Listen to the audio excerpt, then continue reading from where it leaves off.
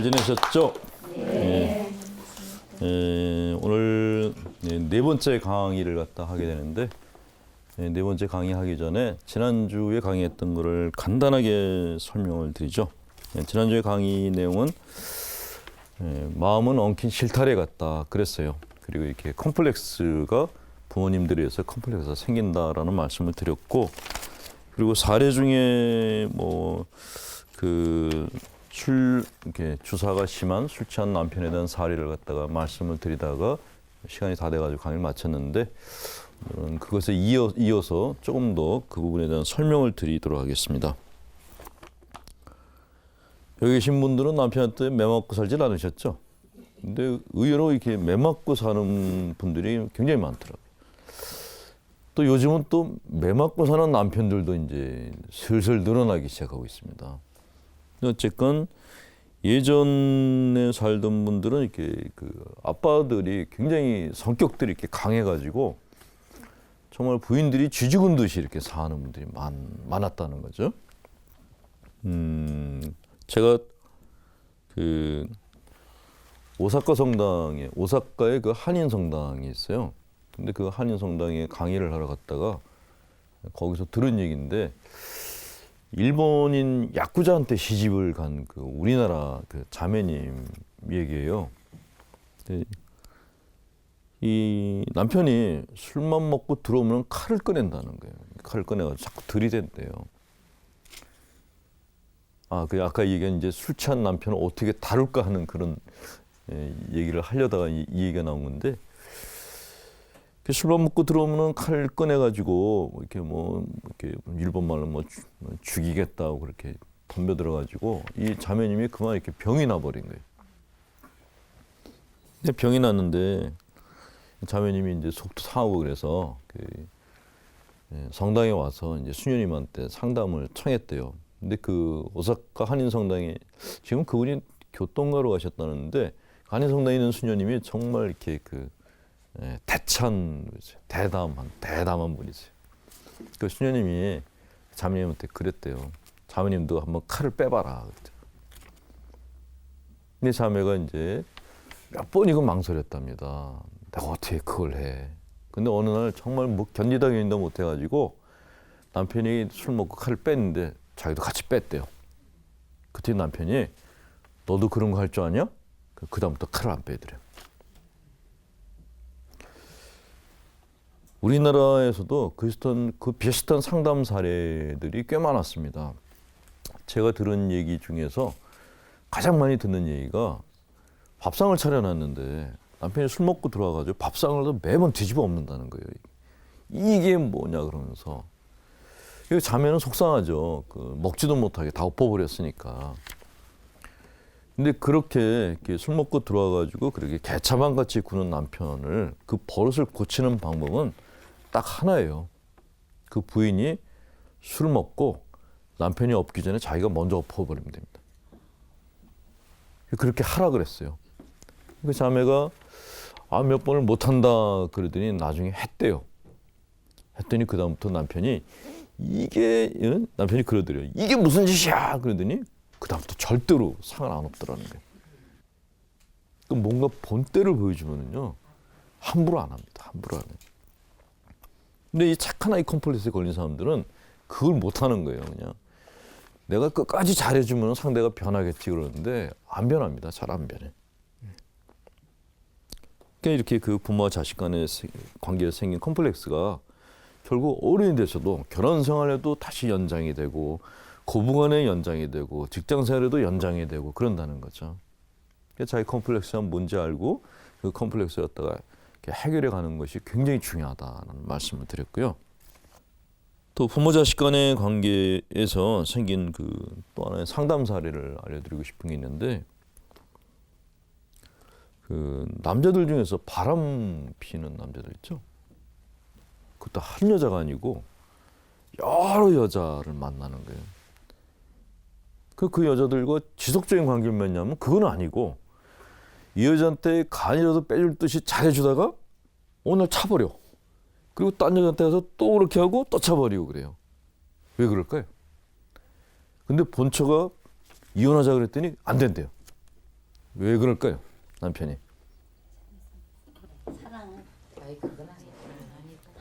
에이, 제가 말씀드렸잖아요. 모든 문제는 부, 모, 이 삼각관계 안에서 생긴다고. 자, 한번 생각해 보세요. 자, 남편이 자식인데 결혼했어요. 결혼해가지고 이제 와이프가 있죠. 근데 이 자식이 계속 바람을 피는 거예요. 왜 필까요? 문제 발단은 이 안에서 생긴다고 제가 먼저 말씀드렸죠. 이분 같은 경우도 나중에 이제 이렇게 그 상담사를 뒤에 걸 갖다 얘기 들어보니까 엄마가 집을 안 지켰어요. 이 사람이 어릴 때 엄마가 집을 지키질 않았어요. 그러니까 밖에 나갔다 들어왔는데 다른 집은 엄마가 다 문을 열면 엄마가 뭐 이렇게 음식을 만들고 있다거나 아니면 뭐 누구니 하고 맞아주거나 그러는데 얘는 그게 아니고 집에 들어가면 엄마가 없는 거예요. 엄마가 늘 어딜 가 있어. 엄마가 밤에 술이 떡이 돼가지고 들어와. 그러면은 이 사람 마음 안에는 엄마가 없는 거예요. 그를 우리는 심리적인 고아라고 얘기합니다. 그러니까 부모님이 자식의 인생에 얼마나 많은 영향을 미치는지 상담을 하다 보면 계속 그걸 느끼게 돼요. 그러니까 부모가 부모답지 않으면은 그 자식이 정말 평생을 고생을 하는 거예요. 그래서 저는 가끔 그런 생각해요. 이렇게 판검사가 될 때 그 사법고시 보잖아요. 의사가 되려면 또 고시를 또 봐야 되고 그러는데 근데 사실 그런 고시보다 정말 중요한 거는 부모가 되는 거거든요. 부모가 될 사람들은 고시 공부를 좀 해야 되지 않나. 그러니까 그 자식을 어떻게 키워야 되는지, 어떻게 했을 때 애가 어떻게 되는지 그런 데 대해서 좀 공부를 하고 자격 시험을 봐야 되지 않나. 결혼은 마음대로 해도 애 낳을 때는 시험에 붙은 사람들만 애를 낳게 해야 되지 않나. 그런 엉뚱한 생각을 할 때가 있는데 정말 많은 자식들의 많은 문제들이 그 부모 때문에 생기는 경우가 거의 대부분입니다. 이 경우도 이 엄마가 계속 밖으로 나돌아다닌 거예요. 그랬더니 이 아들이 엄마에 대해서 적개심이 생긴 거예요. 처음에는 엄마를 찾다가 아무리 찾아도 이렇게 오질 않죠. 불러도 오지 않으면 그다음부터는 화가 나기 시작합니다. 화를 묵혀두면 그게 적개심으로 다시 바뀌기 시작해요. 근데 나이 든 엄마한테 엄마가 그때 왜 그랬어 이렇게 얘기하는 건 좀 그렇잖아요. 나이 먹어서. 그러니까 그다음부터 선택하는 게 뭐냐. 자기 엄마하고 비슷한 여자들을 갖다가 만나는 거예요. 잘해줬다가 이 여자가 마음에 들었다 그러면 바로 차버리는 거예요. 그게 복수하는 거예요. 자기 어머니한테 할 복수를 여기다 가고 있는 거예요. 근데 와이프는 왜 이혼을 안 해주는가? 엄마가 날 버렸는데 너도 날 버리면 안 돼. 그래서 집에다 꽉 묶어둬. 그리고 와이프가 절대 밖에 못 나가게 해요. 자기는 만나서 별짓을 다 했는데 와이프는 절대로 취미생활도 안 되고 방 밖에 나가도 안 되고 성당에도 못 나가게 해요. 성당에도. 이런 사례들이 적지 않이 많습니다. 근데 이런 것들이 어머니가 이 아들한테 준 컴플렉스 때문에 그렇다는 거예요. 이것 때문에 이 자식도 사실은 이 어머니도 불행하지만은 이 자식도 똑같이 불행한 인생을 살고 있는 거예요. 남들이 볼 때는 저 사람은 돈 많아가지고 돈 펑펑 쓰고 여자들한테 둘러싸여 살고 좋겠다 그러는데 절대로 아닙니다. 그게 아니고 이 사람도 자기 마음이 편하고 싶은 거예요. 편하고 싶고 행복하고 싶은데 자기가 행복하게 사는 방법을 몰라가지고 엄마한테 복수하려고 했던 걸 다른 여자한테 복수할 때마다 쾌감이 느껴지잖아요. 그 쾌감으로 사는 거예요. 그러니까 이게 어떻게 보면 중독자예요, 중독자. 그래서 인생이 불쌍한 거죠. 이런 경우에는 이제 정말로 심리치료를 받지 않으면은 인생이 점점 더 망가져가게 된다는 거죠. 컴플렉스가 이렇게 대인관계에 영향을 미친다 그랬는데 컴플렉스가 신앙생활에도 영향을 미칩니다.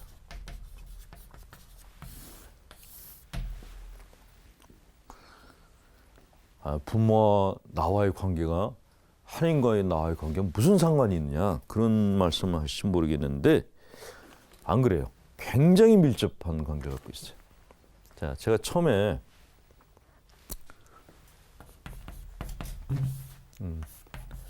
부모, 자식 그림 그려드렸죠. 근데 이게 이쪽으로 연장이 되잖아요. 신앙생활 쪽으로 연장이 되면은 하느님,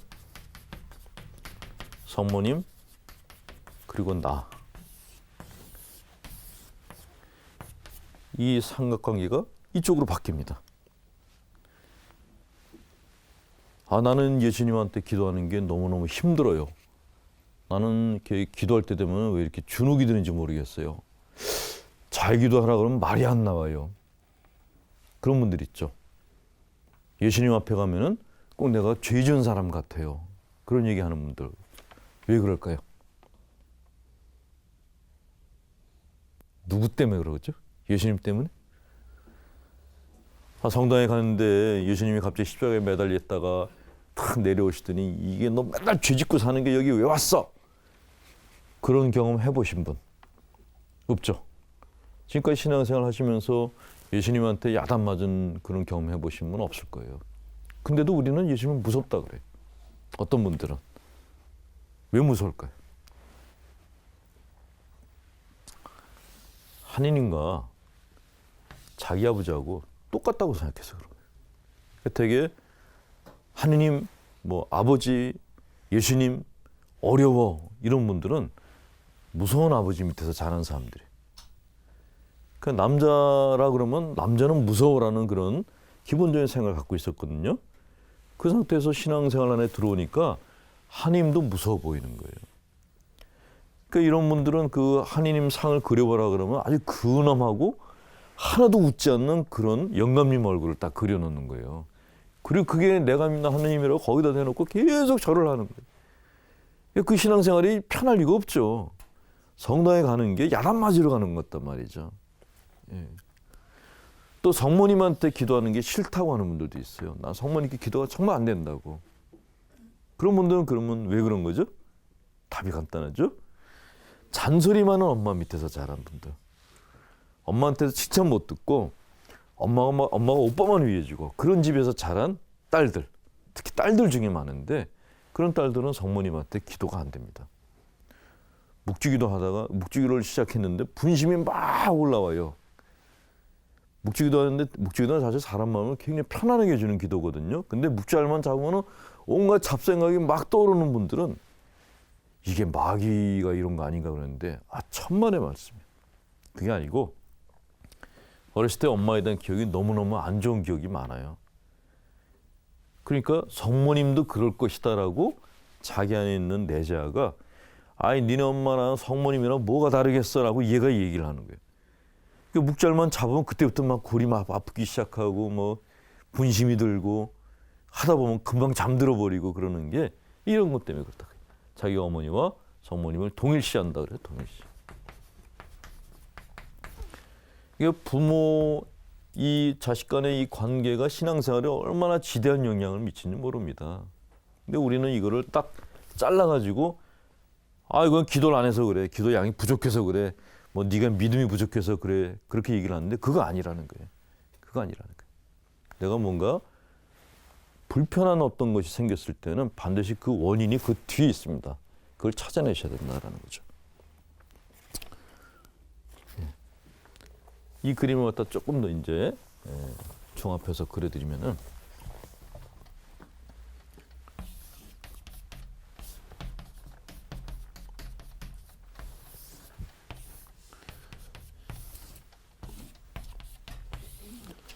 계속 이것만 그려드리면 나중에 꿈꾸시면은 이렇게 이게 나타나실지 모르겠다. 자, 일단은 발단은 어디냐면은 무서운 아버지예요.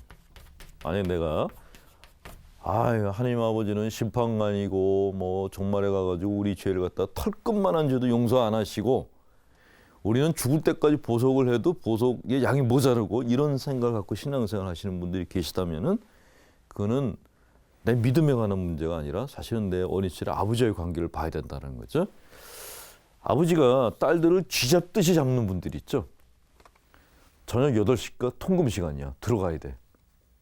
남자친구한테 전화? 이건 난리가 나는 거예요. 치마 스커트 길이 짧았다? 그때가는 이제 밖에 나가지도 못하게 하는 그런 아버지들 있잖아요. 옛날 아버지들. 그런 아버지 밑에서 자란 딸들은 계속 아버지한테 야단을 맞고 자랍니다. 1번이 야단이야. 너 옷이 그게 뭐야? 너 여자가 그 모양이야? 이런 얘기를 또 야단을 맞고 자랐어요.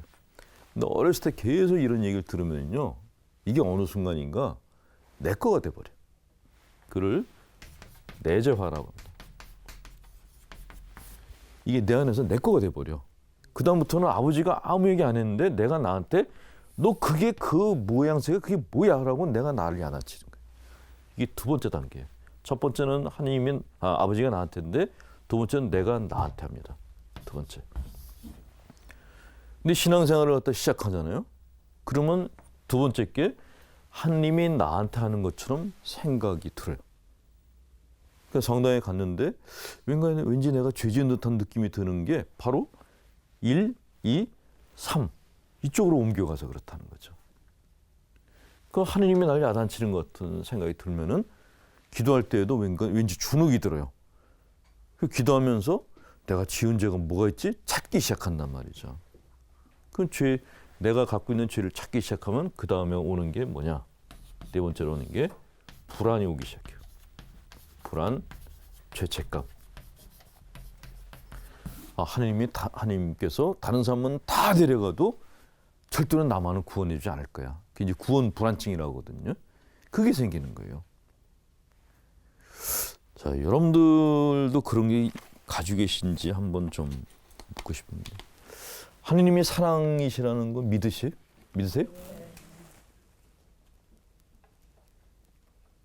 그러면 하느님이 만약 여러분들이 지금 죽었어요. 죽어서 하늘나라에 갔는데 하느님이 나를 천당에 바로 받아줄 거다라고 자신하시는 분. 손 들어보세요. 난 지금 죽으면 천당 바로 갈 거다. 왜 못 가죠? 못 가는 이유를 얘기를 해보세요. 천당에 가기엔 내가 죄를 지은 게 많아요. 근데 내가 죄 지은 게 많다고 누가 얘기해 줬어요? 아무도 얘기 안 해줬어요. 아무도. 하나님도 얘기 안 하셨어요. 내가 나한테 얘기를 하고 있는 거예요. 내가 나한테. 너는 너 같은 게 천당 가겠어? 넌 구원 절대로 못 받아.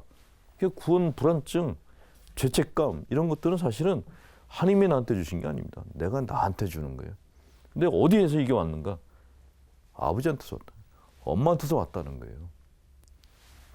참 이거 신앙생활에서 신자분들이 힘들어하는 그 얘기를 듣다 보면은 저건 아닌데 그런 게 너무너무 많은 거예요. 그러니까 그 문제를 해결하는 포커스를 잘못 잡고 있는 거예요. 사실은 이쪽 문제를 해결해야 되는 거거든요. 이렇게. 그래야지 여기가 해결이 되는데 엉뚱하게 하나님께서 그렇다라고 탓을 하나님께 돌리고 있는 거예요. 그래서 생기는 병이 종교적 우울증, 종교적 불안증이라고 합니다. 이 종교적 우울증과 불안증은 그냥 일반 상담가나 일반 그 정신과 의사 선생님들 찾아가서는 치료가 안 돼요. 왜냐하면 종교적이라는 게 붙었잖아요. 종교적 우울증, 종교적 불안증 이거는 일반적인 우울증, 불안증과 좀 내용이 달라요. 하느님까지 결부된 거라서 조금 더 복잡합니다. 그래서 신학과 심리학을 같이 공부하는 사람한테 가야지 이게 해결이 되지. 그냥 일반적인 신앙이 없는 사람들한테 가면은 이게 이해가 안 되는 거예요. 그냥 망상이다라고 얘기를 해버린단 말이죠. 망상이 아니고 사실은 굉장히 복잡한 이 관계가 얽히면서 생긴 문제란 말이죠.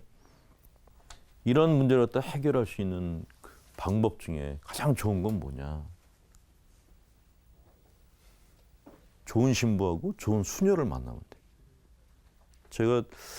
저는 이렇게 사실 이렇게 서품 받고 사제생활을 하면서 제 나름대로 이렇게 신부는 이렇게 살아야 돼 그런 생각을 가지고 있었지만은 신부하고 수녀님들이나 신부들이 신자분한테 얼마나 중요한 존재인지는 심리학을 공부하면서 알았어요.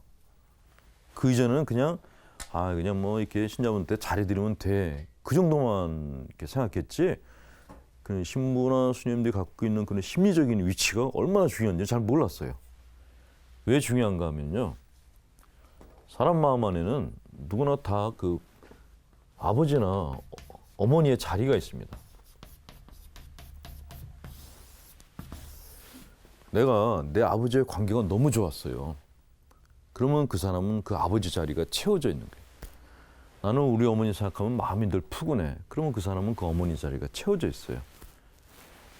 이게 가장 건강한 사람인 거예요. 어머니와 아버지 자리가 제대로 갖춰진 사람. 근데 나는 아버지와의 관계가 별로 안 좋았어. 이러면 한쪽이 무너져 있는 거예요. 나는 부모님과 관계가 다 안 좋아졌어. 안 좋았어. 그러면 고아가 되는 겁니다. 심리적인 고아가 되는 거예요. 아이들은 부모님을 보면서 자기 인생을 만들어 가잖아요. 그러니까 애들은 돈도 없고 힘도 없어요. 그러니까 또 부모님을 보면은 부모님이 정말 하느님 같은 존재예요. 그러니까 부모님이 하는 말들이 애들한테는 그게 전부 그냥 부모님은 그냥 한 말인데 애들한테는 그게 신념이 돼버리는 거예요. 신념. 소위 이제 거의 뭐 이렇게 믿음 비슷하게 된다는 거죠. 어린아이 때 부모님은 하느님이에요. 하느님. 주일학교 가서 만난 하느님보다 부모님이 더 강력한 힘을 가진 하느님이에요. 왜냐? 생사 여탈권을 가졌잖아요. 애들한테. 너 말 안 들으면 나가서 너 혼자 살아. 이 말 듣는 게 무섭잖아요. 엄동설 안에 나가라 그러면 갈 데도 없고.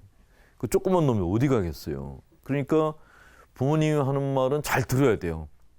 일단 클 때까지. 그러니까 어렸을 때는 부모님이 하느님이란 말이죠. 근데 이 부모님이 애들하고의 관계가 참 돈독해요. 원만하고 좋아. 그러면 애들은 그 마음이 이렇게 아버지 자리하고 어머니 자리가 채워져 가지고 건강해져요. 심리적인 영양 상태가 좋은 거예요. 근데 그게 다 없을 때 아버지도 싫고 엄마도 싫어. 그러면 심리적인 고아 상태가 되는데 고아 상태라는 건 뭐냐면요. 영양이 결핍이 되는 거예요. 아이들이 부모님한테 받아야 될 그 영양소가 뭐냐면은 사랑입니다.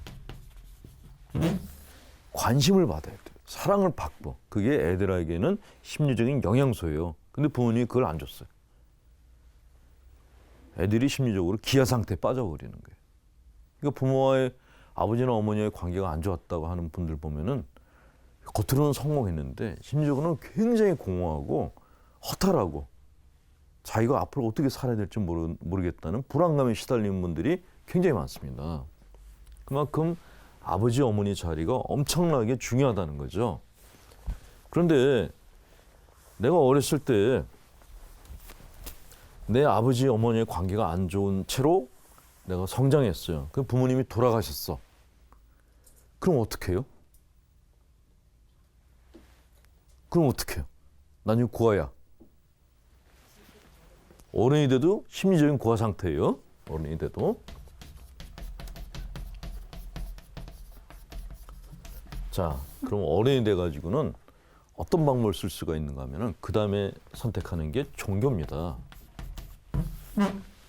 이 세상에 종교가 이렇게 원시 시대부터 지금까지 종교가 존재하는 이유는 이것 때문에 그런 거예요.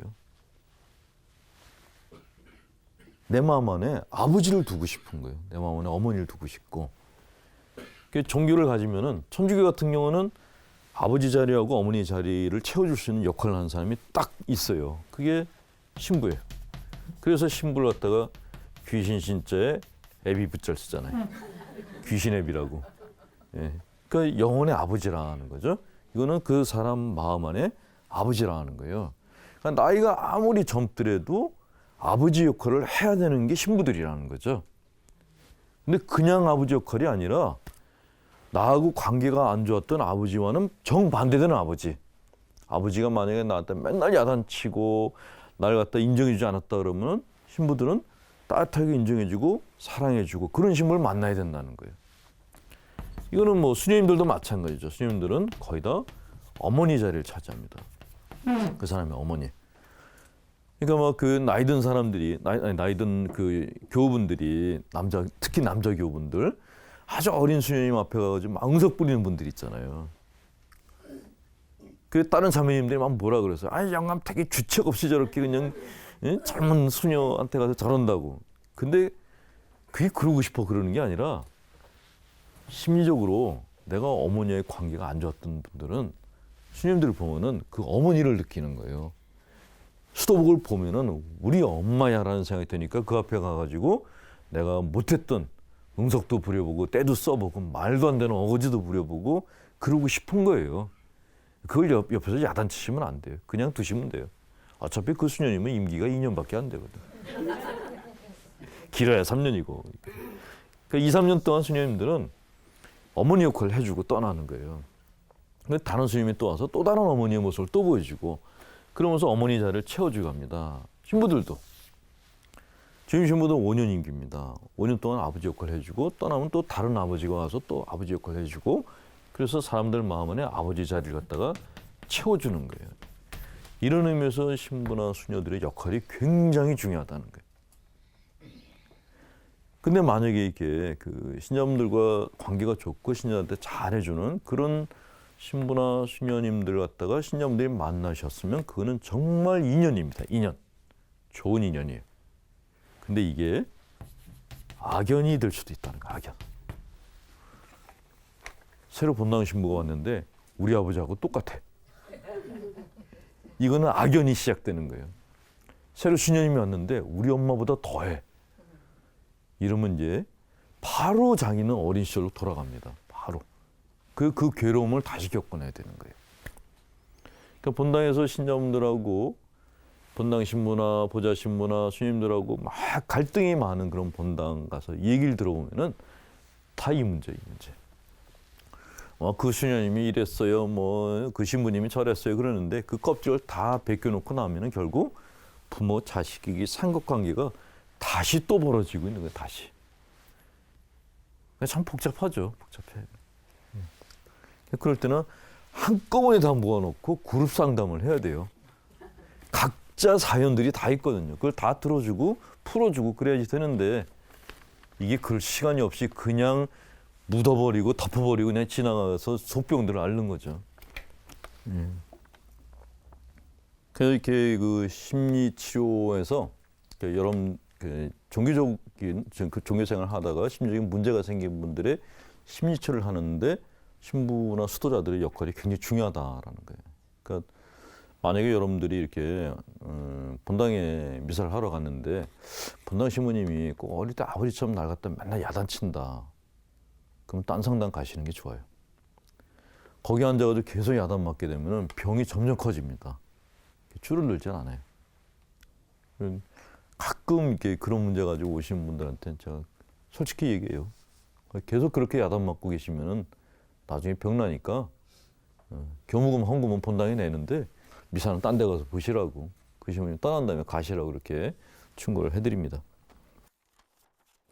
자, 그다음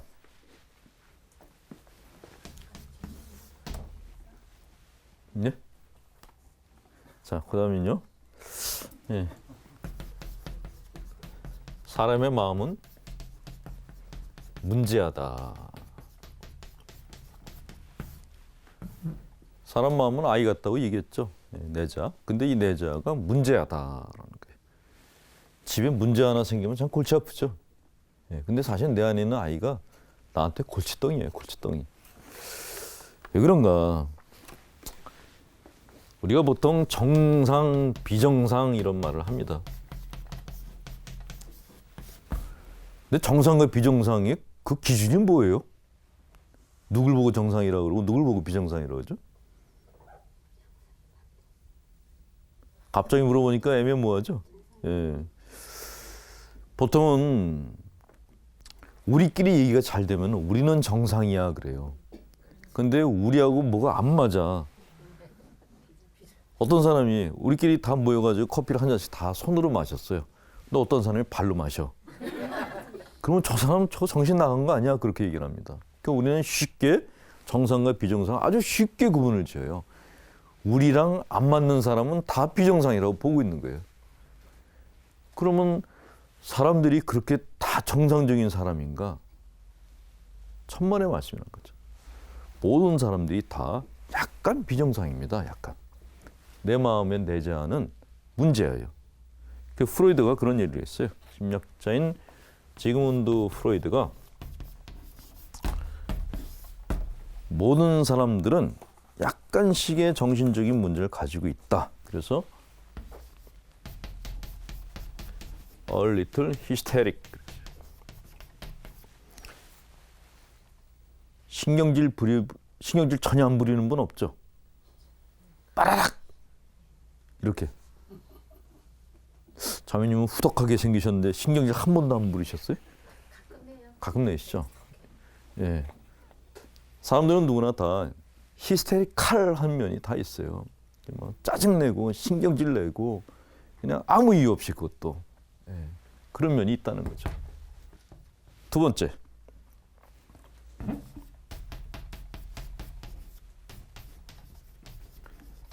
little 파라노이드라.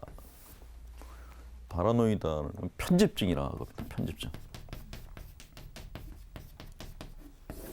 이 편집증이 있는 사람들은 의심이 많아요. 의심. 망상도 심하고. 배우자에 대해서 의심 한 번도 안 하고 사신 분 혹시 계세요? 우리 남편, 우리 마누라에 대해서 나는 털럭만큼의 의심도 없었다. 그런 분 계시다면은 정신병원에 입원하셔야 됩니다. 제정신이 아닌 거예요. 왜냐? 사람 마음 안에는요, 이 파라노이드 근성이 있어요. 의심하고 싶은 마음이 깔려 있습니다. 물건 살 때에도 이게 짝퉁하냐? 상인이 물건 파는데 이거 진짜 100% 순 이렇게 얘기하는 거 그냥 믿는 분 없잖아요. 다 한 번 의심해 보죠. 짝퉁하냐 그런단 말이죠. 그런 의심을 왜 하는가? 내 안에 있는 파라노이드적인 그런 성격이 있어 그렇다라는 거죠. 이것도 없어지지 않고 그냥 내 안에 있는 근본이에요, 근본. 예. 그다음에 세 번째 게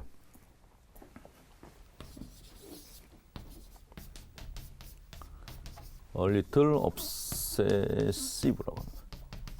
스펠링이 틀렸나? 틀린 스페링은 얼른 지우는 게 좋아요. 강박적. a little obsessive라고 해서 강박적인 성향이 있어요. 강박적인 성향은 어떤 것이냐? 묵주기도 하다가 중간에 분심이 들었어. 이거 처음부터 해야 되는 거 아니야? 이게 강박입니다. 외출하면서 나갔어요. 내가 가스불 안 잠그고 가냐? 이게 강박적인 성향인 거죠. 그러니까 안전한 걸 추구하는 마음인데 그게 약간 도가 지나쳐.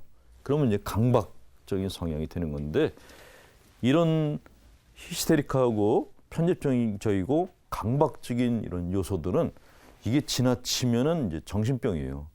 근데 이게 너무 없어도 안 되고 적당량이 있어야 되는데 모든 사람들이 다 적당량을 갖고 산다라는 거죠.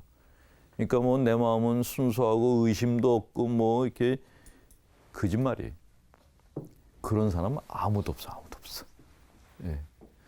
내 마음은 천사예요. 절대로 아니거든요. 예. 그런 사람은 아무도 없어요. 우리가 죽어서 하늘나라에 가야지만 그 상태가지 우리가 이 세상에 사는 동안에는 그냥 이 상태로 사는 거예요. 약간 마시간 상태로 사는 게 사람입니다. 그러니까 여러분들이 어떤 때 내가 이렇게 이러다 미치는 거 아니야? 그게 정상이라고 생각하시면 돼요. 예, 모든 사람이 다 비슷합니다. 이렇게 사람 마음 안에는 문제가 있는데 문제는 이 문제를 갖다가 어떻게 다루고 사는가 하는 것이 굉장히 중요해요. 그 문제를 다루는 방법에 따라서 이 사람이 건강하기도 하고 아니면 병들었다라고 그렇게 얘기를 하기도 합니다. 자, 첫 번째 레벨, 1레벨. 나는 문제가 없어. 문제는 딴 사람들이 다 갖고 있어. 이게 최악의 문제입니다. 아주 최악의 상태. 세상에 나보다 잘난 놈 있으면 나와보라 그래. 나는 정말 하자가 하나도 없어. 나는 내 인생을 살아가면서 정말 부끄러운 일을 한 적이 한 번도 없어. 이게 가장 안 좋은 상태입니다. 두 번째, 이거보다 조금 투 레벨. 나는 문제투성이에요. 딴 사람들은 다 깨끗하게 잘 사는데 나는 왜 이렇게 죄를 많이 짓고 사는지 모르겠어요. 이게 두 번째 레벨이에요. 이쪽을 성격장애자라고 그러고 이쪽을 신경증 장애자라고 얘기를 합니다. 천주교 신자분들은 주로 이쪽 분들이 많으세요. 죽어라고 내 탓이야 하고 사순절에 또 두들기고 대림식에 또 두들기고, 예, 그 신경증 장애자들이 많아요. 예? 근데 여기까지는 1레벨, 이쪽 1레벨에 1레벨에 이 최악의 상태, 나는 문제가 없어. 이분들은 거의 불치병입니다. 고쳐주기가 힘이 들어요. 이분들은 그냥 우리가 기도만 해줘야 돼요. 저 사람이 정말 한번 혼이 나가지고 자기 잘못을 깨달을 수 있는 은총을 갖도록 하나님이 도와달라고 이 기도밖에 안 돼. 그러니까 이런 자기 자신에서 너무너무 자신만만하고 나는 하자가 없다고 생각하는 사람들은 아주 호되게 역경을 겪어야지만 자기 문제를 인정합니다. 그 대신 그걸 인정하고 나면 또 사람이 확 바뀌어버리는 그런 또 성향을 갖고 있어요. 근데 이 2단계 레벨에 있는 신경증 장애 걸린 분들은 착하게 사는데 시름 앓으면서 사는 거예요. 그러니까 말을 해도 시름 말을. 자매님 어디 가세요? 병원에 가는 중이에요. 오늘 식사하셨어요? 아직 못 먹었어요. 그렇게 시름 사는 분들이 2단계입니다. 이분들은 칭찬을 해줘도 저는 그런 사람이 아니에요 그러고, 이제 좀 몸 좀 챙기세요 그래도 괜찮아요 그러고, 그리고 봉사활동은 또 죽어라고 다녀요. 죽어라고. 그 아픈 몸으로. 그러니까 참 그 안쓰러운 인생이란 거죠. 안쓰러운 인생. 예. 자, 요거보다 나은 세 번째 레벨이 있습니다. 3단계 레벨은 어떤 사람이냐? 아, 내가 문제가 있었구나. 그거를 보기 시작하는 사람. 자기 문제를 인식했어요. 내 안에 이런 게 있었네. 내가 꼴통이었네. 이걸 갖다 스스로 깨달은 사람. 여기서부터가 우리가 얘기하는 건강한 사람이라고 얘기하는 거예요. 건강한 사람. 근데 내가 내 문제를 갖다 깨닫는다는 게 이게 얼마나 어려워요. 얼마나 어려워요. 쉽지 않죠. 근데 내가 내 문제를 갖다 모르는데 남들은 내 문제를 또 다 알아. 그래서 충고가 필요한 겁니다. 근데 누가 충고를 해주겠어요? 제가 만약에 여기 계신 분들 자매님 문제가 이거, 자매님 문제가 이거, 자매님 문제가 이거예요 라고 얘기를 하면 나가면서 저한테 인사하시겠어요? 지가 뭐가 잘났다고 우리 보고 문제투성이래? 동네방네 다니면서 그때 강의했던 그 신부놈 그거 정신병자라고 얘기하고 다니실 겁니다. 제가 처음에 초창기 때 강의를 하면서 직설적으로 강의를 했어요. 그랬더니 제 강의를 듣고 난 다음에 신자분들이 전부 다 그런 얘기 하신 거예요. 정신 나간 신부라고.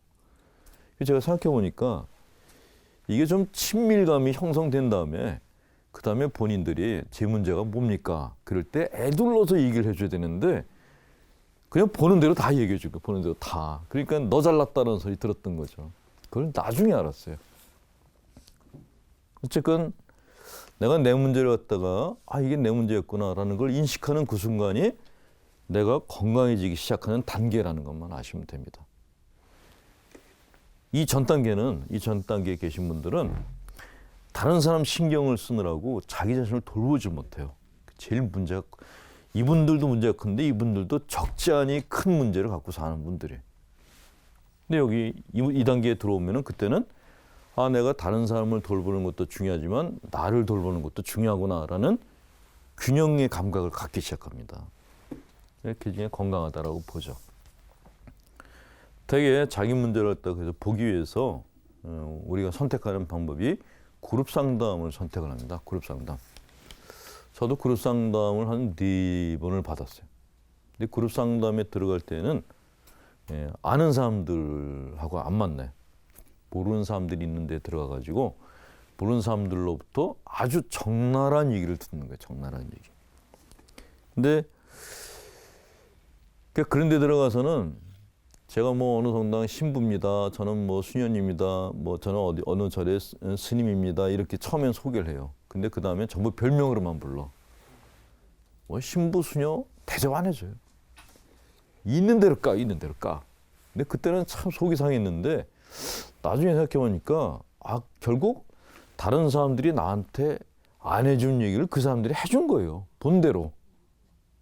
그때 들었던 얘기가 사실 또 제 문제였고 그 문제를 갖다가 보고 난 다음에 속은 상했는데 시간이 지나면서 나는 이런 문제를 갖고 있었구나. 그때부터 마음 한쪽이 또 편안해지기 시작하더라고요. 그게 3단계고 4단계는 뭐냐면은 그때부터 이 문제하고 문제 해결을 위한 노력을 하는 겁니다. 우리가 보통 뭐 영신수련 그러잖아요. 영신수련이 바로 여기를 얘기하는 거예요. 여기를. 그 예수님도 그러셨죠. 네 십자가를 지고 날 따르라고. 십자가 뭐냐면 내가 가진 문제를 얘기하는 겁니다. 문제. 고달픈 내 인생 그거 아니에요. 내가 가지고 있는 문제. 그를 짊어지고 날 따라와라. 그러니까 당신이 우리한테 가르쳐준 방법대로 네 문제를 한번 해결해봐라.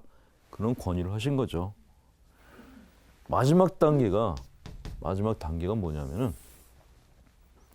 많은 분들이 도인의 경지에 들어가면은 그 사람은 아무 문제가 없는 줄 압니다. 아니에요. 그게 아니고 문제가 있는데 문제를 애다루듯이 해. 그러니까 이 전 단계에서는 문제가 너무너무 무거워요. 그 문제 내가 짓눌려 있었어요. 근데 이 문제를 계속 다루다 보면은 힘이 생겨요. 나중에는 큰 바위를 자기 손바닥에 돌처럼 굴려요. 그게 우리가 얘기하는 도인의 경지라고 얘기하는 겁니다. 그 경지가 되면은 그냥 자기 문제를 스스럼 없이 얘기를 하고 이렇게 솔직한 삶을 살아요. 그러니까 편안하죠, 사는 게. 그래서 이 마지막 단계에 들어간 사람들은 어린아이 같이 보인다 그래요. 예수님이 그러셨죠. 너희가 어린아이 같이 되지 아니하면 하나님 나라에 들어가지 못한다. 그게 뭐 이렇게 갑자기 내가 뭐 유치원 가가지고 이렇게 가방 둘러매고 때때 옷 입고 그래야지만 천당 들어간다는 그런 얘기가 아니에요. 그게 아니라 이 경지에 와라 그 얘기예요. 여기까지 와라. 이게 쉽지가 않다는 거죠. 쉽지가 않아. 예전에 어떤 의사 선생님이 당신이 암이 생겼는데 그 암을 갖다가 데리고 살았다라고 이렇게 말씀하신 분이 계셨어요. 근데 그분이 제가 보기에는 도인의 경지에 들어가신 분이에요. 내 안에 있는 문제를 미워하지 않고 그냥 애 데리고 살듯이 그냥 데리고 산 거예요. 그러니까 그분도 마음이 어떤 때는 편안치가 않다고 얘가 불쑥불쑥 이러니까. 근데도 그냥 다독거리면서 사셨다는 거죠. 그게 남들이 보기에 편안해 보이는 거죠. 뭔가 이렇게 초연한 듯이 보이고 초월한 듯이 보이는 것 뿐이지 사실은 그 안에 이전에 얘기한 뭐 이렇게 뭐 강박적이고 그런 것들은 다 있었다라는 거죠. 예. 자, 여기까지 설명을 드렸습니다. 예. 강의 시간이 거의 끝나가서 이제 조금 정리를 해드려야 될 텐데 마지막에 말씀드린 거는 모든 사람이 다 문제를 다 갖고 있다. 왜 나만 이렇게 마음이 힘든 건지 모르겠다. 왜 주님이 나만 미워하는 거냐. 그런 생각 가질 필요 없다는 거예요. 모든 사람이 다 문제를 갖고 산다라는 걸 아시고요. 그리고 고전에 설명드린 거는 신앙생활에서 하나님과의 나와의 관계는 이게 부모님과의 관계와 연관이 돼 있다라는 것.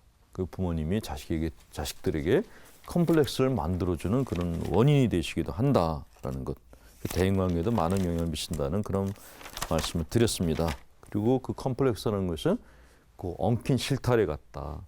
사람 마음은 그런 컴플렉스의 덩어리들로 차 있다라는 그런 말씀을 드렸어요. 그리고 그 엉킨 실타래는 풀기가 정말 힘들다. 그 마음이 내가 가지고 있는 이 마음이 그렇게 수월하게 이렇게 막 다룰 수 있는 그런 게 아니다라는 그런 말씀을 드렸습니다.